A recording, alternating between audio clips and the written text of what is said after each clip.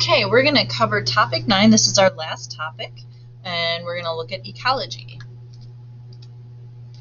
So this is, for those of you taking the Regents exam, this is the most important part of the test. About 30 to 40% of the test covers ecology.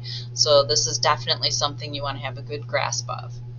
All right, starting with letter A here. Organisms interact with the biotic or the living and abiotic or non-living parts of their environment through food webs and nutrient cycles. And we know energy is needed to keep an ecosystem going. The energy comes from the sun and is made usable by producers like plants and other autotrophs. Energy is passed on to other organisms in the form of food. Since all organisms must use energy for their own needs, most of the energy is lost before it can be passed on to the next trophic level in the food chain. As a result, organisms high on the food chain have less energy available to them and must have smaller populations. And if we take a look at an energy pyramid, that makes sense. The bottom is always bigger, that's where the producers are, and at the top, we can't go very high because that energy is lost as we travel up the pyramid. Environmental factors like air, water, light, temperature, pH, food, predators, they determine which organisms can live in an ecosystem and how large the population can get. And the maximum size of a population is called the carrying capacity. And all the factors that are listed up here, those are considered limiting factors. There are many roles in an ecosystem, or niches, or niche, however you want to say it, but competition between species usually results in only one species occupying a niche at any one time. Often, organisms with similar needs will divide resources to reduce competition. For example, birds that eat insects, birds will eat insects during the day, and then bats will eat them at night. So they both are going to require the same food source, but because they occupy a different niche, they exist during a different period of the day, they won't compete with each other.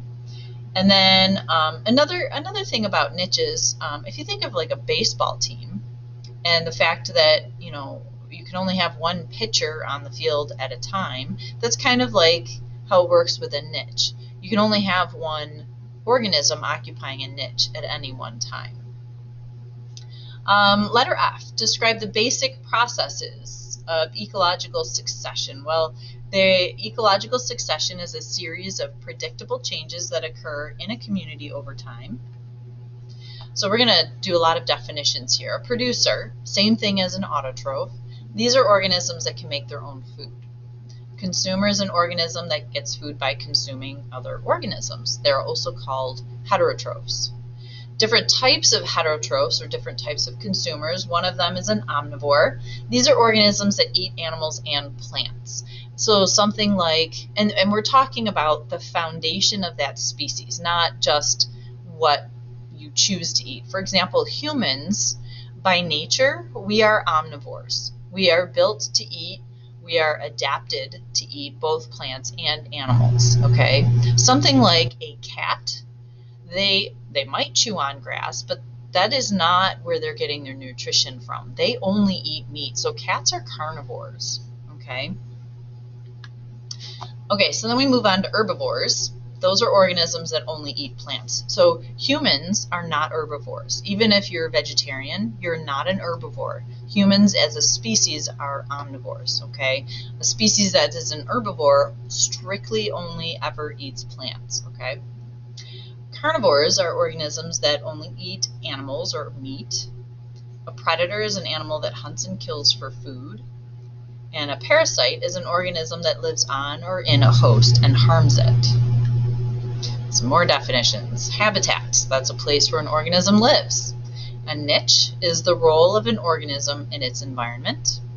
A population is a group of the same species living in a defined area. Community, a group of populations living in a defined area. And then an ecosystem is all the living and non-living things in a particular area.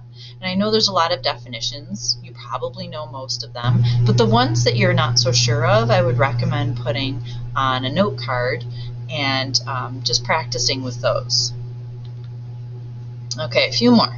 Biosphere. These are the combined portions of the planet in which all life exists, including land, water, and air, or the atmosphere. And then we have pollution. Those are harmful materials that can enter the biosphere.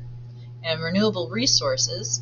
These are resources that can be replaced after a short time or reused. Okay, so let's look at human action. Things like development, industrialization, pollution, farming, overhunting, overgrazing, allowing cows to overgraze, clear-cutting forests, introduction of foreign species that don't belong, soil erosion. These often have negative consequences for the ecosystem and ultimately for the humans too.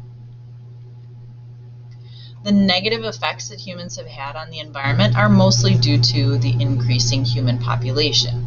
Habitats are decreasing to make room for buildings and homes. More wastes are getting produced. So what we worry about is biodiversity.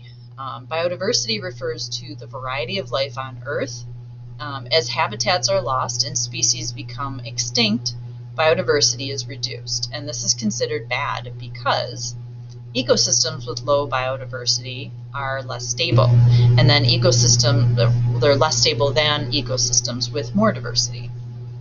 And ecosystems with low diversity take longer to recover from environmental changes. We use organisms for many things such as food, medicine, and by reducing biodiversity, we're losing these potentially valuable resources. So there are actions being taken by humans to reduce or repair the damage to the environment, things like recycling wastes, conserving available resources, using cleaner resources like solar power instead of fossil fuels, and now we're seeing many more hybrid cars instead of gas-powered cars. The protection of habitats and endangered species. We are trying to use biological controls instead of pesticides and herbicides. An example of a biological control would be releasing more predators, natural predators of a particular pest species to try and get rid of them that way instead of spraying them with chemicals. Farming native plants, for example, cocoa in the rainforest, instead of trying to farm non-native plants. Planting trees to replace those that are cut down. Rotating crops or planting cover crops to reduce less soil loss. Passing laws to control pollution, land management, hunting, fishing, etc. So for each of the following ecological problems, we're going to identify the specific cause, the negative effect on the environment, and the way that we're trying to fix the problem. So the first one is acid rain. It's caused by nitric and sulfuric acids that are released by industry. The negative effect, it can kill plants, it can pollute water, and the way we're trying to fix it is they can place filters on smokestacks that filter out those harmful chemicals and really just releases, like carbon dioxide, less harmful things into the atmosphere. Then we have loss of habitat, like deforestation. The cause is cutting down the trees. Negative effect, you get erosion of soil, loss of habitats, less carbon dioxide being removed from the atmosphere. One way to fix it would be to engage in selective cutting practices, which means you cut down only certain parts of the forest and then replace those with new trees, and recycling paper. Another problem, we have loss of diversity, and the cause may be from habitat destruction or habitat fragmentation, like building a highway right down the middle of a forest that kind of divides that habitat. The negative effect would be unstable ecosystems, and one of the ways that we could try and fix it is having nature preserves or laws protecting certain areas. And we have global warming. The cause of this is an increase in carbon dioxide in the atmosphere due to the burning of fossil fuels. Okay, this is not caused it is caused by lots of traffic and industry and things like that, because that's putting more carbon dioxide in the atmosphere. The negative effect that it's having is we're seeing the ice caps melting. It's also causing more severe weather patterns, and it's overall changing the temperature of the air, it's changing climates, it's changing the ocean temperature too. One way we can fix it is trying to find other alternative energy resources instead of continuing to use those fossil fuels. And then we have the loss of the ozone layer. This is a separate problem from global warming. And this is caused by the use of CFCs, which they're called chlorofluorocarbons. They're trying to definitely not use them as much, but they come from the coolant in refrigerators and air conditioning units. They used to have the propellant in some hairsprays, aerosol cans, had CFCs in it. The negative effect is there's less protection from UV radiation. And that's not just bad for us, the UV radiation is bad for any species. The way we are fixing it is they banned the use of CFCs, so you can't use that particular chemical anymore. And then introducing foreign species. The cause, foreign species are accidentally or purposely brought into a habitat by humans, and if they're not native to that area, that can cause problems. The negative effect, they might outcompete the native species, and the way we're trying to fix it is to increase natural predators of species. Okay, so here we have a food web, and they're probably going to have you analyze it and figure out, you know, if the let's say if the mice were affected by a disease and they all died out, how would that affect the mountain lions or something like that? Or how would it affect the trees? You know, you would have to try and figure out what effect it might have on some of the other organisms. They might ask you to look at this and say, well, what are the decomposers? How do you know they're the decomposers? And you would know that the mushrooms and the bacteria are the decomposers, and because they're getting arrows from a lot of other organisms, they're the ones that are breaking down dead and decaying material. Another food pyramid, you can see the producers are at the bottom, and then you've got caterpillars, which are herbivores, and then the birds, which are the second level consumers. They may ask you, you know, where is there more energy? And you would know that the trees have more energy. This diagram is showing you ecological succession, and that's probably what the questions you'll see will ask about, you know, about how it happens over time, or it might ask, you know, what is the name of this process? And you would have to recognize that you have, this is primary succession because it's telling you you're starting with exposed rocks, and then the pioneer species are the lichen and the moss, and then gradually you get larger organisms.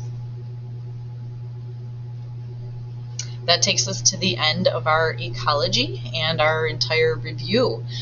You can now go complete your ecology review homework, and those of you taking the exam, I wish you lots of luck.